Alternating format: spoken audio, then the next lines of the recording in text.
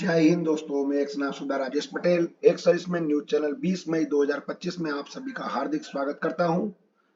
पहले खबर हेडिंग, इसके बाद विस्तार से। J&K में 4000 ESM JCO OR होंगे गवर्नमेंट गार्ड। 8 CPC की TOR और गठन पर आया बड़ा अपडेट। ESM फैमिली को 10,000 रुपए one time the grant. Form शुरू। ESM family date of birth correction करने के लिए नोटिस जारी।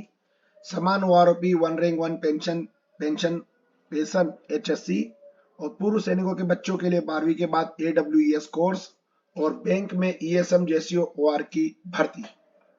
अब खबर विस्तार से। जम्मू कश्मीर में पूर्व सैनिकों की संभालेंगे सुरक्षा की कमान। यह एक अहम फैसला लिया गया है भारत सरकार की तरफ से। और पहले भी जो कोरोना के समय में जो है 2500 पूर्व सैनिक वॉलेंटरी सर्विस के लिए इसमें लगे थे और अब इसकी संख्या बढ़ाकर 4000 कर दी गई है।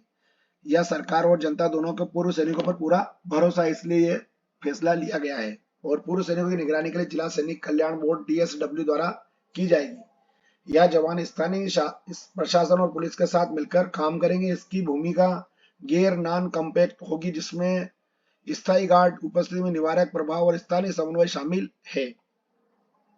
और इसके अंदर जो है 435 के पास में 435 बंदों के पास में वैध निजी हथियार भी है। पूर्व सैनिक जम्मू कश्मीर के सभी 20 जिलों में बिजली घरों, पुलों, सरकारी प्रतिष्ठानों और अन्य संवेदनशील स्थलों पर सुरक्षा के लिए तैनात किए जाएंगे। महबूबा मुफ्ती ने उमर अब्दुल्ला जी से कहा है कि सैनिकों की नियुक्ति पर फिर से विचार करने के लिए आग्रह किया है। महबूबा ने उमर से पूर्व सैनिकों की नियुक्ति पर फिर से विचार करने का आग्रह किया है। उन्होंने कहा कि PDP के प्रमुख महबूबा व्यक्ति मुख्यमंत्री उमर अब्दुल्ला के अनुरोध किया है कि वह केंद्र शासित प्रदेश के प्रमुख प्रतिष्ठानों की सुरक्षा के लिए 4000 पूर्व सैनिकों की नियुक्ति के बारे में अपने हाल के फैसले पर पुनर्विचार करें। सुशील सईद ने आज सोशल मीडिया और प्लेटफॉर्म X में लिखे अपने एक पोस्ट में केंद्र शासित प्रदेश में बढ़ती बेरोजगारी के संकट पर गहरी चिंता व्यक्त करते हुए चेतावनी दी कि सेवानिवृत्त कर्मियों के लिए आम बेरोजगारों की दुर्दशा को नजरअंदाज करना सामाजिक आर्थिक चुनौतियों को बढ़ा सकता है। देखिए, ये महबूबा मुफ्ती जी हैं जो कि सैनिकों के मतलब इनको सैनिकों को अगर मान लो अगर नौकरी मिल रही है तो इनको रास नहीं आ रहा है। बताइए आप क्या ऐसे, तो कि इनको पता है कि भाई उसमें इनको विरोध करने का मौका मिल रहा है, पर ये बहुत गलत बात है, बहुत निंदनीय है। 8 पे कमीशन 2.57 फिटमेंट फैक्टर की मांग क्या फिर से खारिज होगी? जानी छठे और सातवें वेतन आयोग में क्या हुआ था। छठे और सातवें वेतन आयोग में न्यूनतम सैलरी 7000 से बढ़ाकर 18000 रुपए कर दिया था 2.5 सेक्शन फिटमेंट फैक्टर के हिसाब से। लेकिन अभी जो है स्टाफ साइड की मांग है कि इस बार आयोग केवल वेतन ही नहीं बल्कि भत्ते, पेंशन, रिटायरमेंट लाभ भी फिर से जांचे और संशोधित करे। इससे औद्योगिक और गैर औद्योगिक कर्मचारी, अखिल भारतीय सेवाएं, रक्षा, बर्द, अर्धसैनिक बल, ग्रामीण डाक सेवा और अन्य श्रेणियों में शामिल है। और यह स्टाफ साइड 1 जनवरी 2026 से लागू होने वाला वेतनमान 15वें इंडियन लेबर कॉन्फ्रेंस 1957 की सिफारिश के अनुसार तय हो, लेकिन आज की जीवन शैली के हिसाब से इसमें बदलाव हो। तब देखो, मांगे तो बहुत सारी रखी जा रही है, लेकिन अब देखो कितना सरकार क्या करती है इसमें फैसला अपनी तरफ, उनकी तरफ। ये 8 पे कमीशन पर फिर बड़ा अपडेट, कर्मचारियों को लगाने वाला झटका, जाने पीछे की वजह। 8वें वेतन आयोग से जुड़ी हुई यह जानकारी है कि सैलरी बढ़ने का इंतजार कर रहे हैं, तो यह खबर आपके लिए बेहद जरूरी है। अब तक ना तो वेतन आयोग का गठन हुआ है और ना ही TOR यानी टर्म्स और रेफरेंस के अंतिम रूप दिया गया है। ऐसे वेतन बढ़ने का सपना अभी तो थोड़ा और दूर है। जिन सेंट्रल गवर्नमेंट एम्प्लॉयज को 8 पे कमीशन से बड़ी राहत की उम्मीद थी, उन्हें अब थोड़ा और इंतजार करना पड़ेगा। नेक्स्ट खबर, वार विडोज एसोसिएशन की तरफ से एक लेटर दिया गया है जिसमें एप्लीकेशन दी गई है कि ग्रांट 10,000 रुपए ग्रांट के लिए वार विडोज अपना जो है नामांकन भर सकती है। इसमें PBOR, JCOs और NOK को दिया गया है। ये उसका फॉर्मेट है, नीचे आप इसके अंदर देख सकते हैं। और जो भी वार विडोज है, हमारी वीर नानियां, वो इसके अंदर फॉर्म भर सकते हैं। 10,000 रुपए आपको ग्रांट मिलेगा।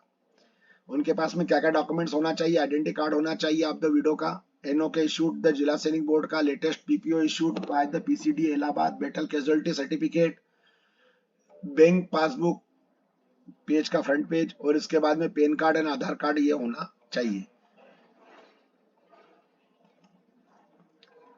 और ये बाकी उनकी पूरी जानकारी दे रखी, क्या क्या होना चाहिए मैंने आपको बता दिया वैसे विस्तार से, बाकी आप लोग इसको और पढ़ सकते हैं। All retired High Court judges entitled to equal and full pension of one rank one pension principal supreme court ने ये किया है। जो कि रिटायर्ड जज है उनको ये फैसला दिया गया है कि वन रैंक वन पेंशन उनको 100% मिलेगी। ये रिटायर्ड जज ऑफ हाई कोर्ट के बारे में बताया गया है। वैसे अपनी खबर नहीं है लेकिन फिर भी मैंने इसके अंदर डाल दी है। अब इसके बाद में जो अपने भूतपूर्व सैनिकों के बच्चे हैं जो कि 12th पास कर चुके हैं, उनके लिए रिजल्ट आ गए हैं। उनके लिए AWES कॉलेज जो है अपनी चलाती आर्मी वेलफेयर संस्था, उनके कॉलेजों के नाम यहाँ पर दिए गए हैं। जैसे AIT army institute of technology AIT Pune में है ये, इसके बारे में उसका वेबसाइट एड्रेस है। AIM है army institute of management Calcutta में है ये। AIL army institute of law Mohali में है। ACDS army college of dental ये सिकंदराबाद में है। AIA army institute of education greater Noida ये भी अपना ग्रेटर नोएडा में। AIMT army institute of management and technology greater Noida में है ये। इसके बाद में ऐसे करके पूरे 11 कॉलेजों के बारे में इसमें जानकारी दे रखी है। जो भी जिस भी भूतपूर्व सैनिकों के बच्चे इनमें एडमिशन लेना चाहते हैं वो इनकी वेबसाइट पर जाके और अपना जो फॉर्म भर सकते हैं। और एक वैकेंसी और आई हुई है Andhra Pradesh Mahesh cooperative urban bank limited multi state scheduled rank bank के, जिसके अंदर 50 वैकेंसियां हैं। और इसमें मुंबई ब्रांच के लिए एक वैकेंसी, मुंबई ब्रांच के लिए एक वैकेंसी, जयपुर ब्रांच के लिए, और बाकी वैकेंसियां टोटल आंध्र प्रदेश, महाराष्ट्र और राजस्थान के लिए है ये। तो इसमें भर सकते हैं फॉर्म। और एजुकेशन क्वालिफिकेशन इसमें ग्रेजुएशन मांगी है, डिसिप्लिन सही होना चाहिए। और इसके बाद में minimum age 20 years, born of 28/2/2005, maximum age limit 28 years, born of before 28/2/1997। लेकिन एक सर्विसमैन के लिए नहीं है ये। बाकी ये सब उसमें पढ़ सकते हैं। जय हिंद दोस्तों, मेरे पास न्यूज यहीं तक थी। आपका दिन शुभ रहे। जय हिंद।